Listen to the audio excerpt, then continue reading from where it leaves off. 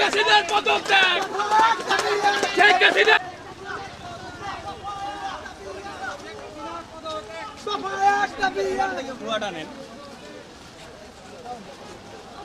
আমার একটা নিন তো, আমার একটা নিন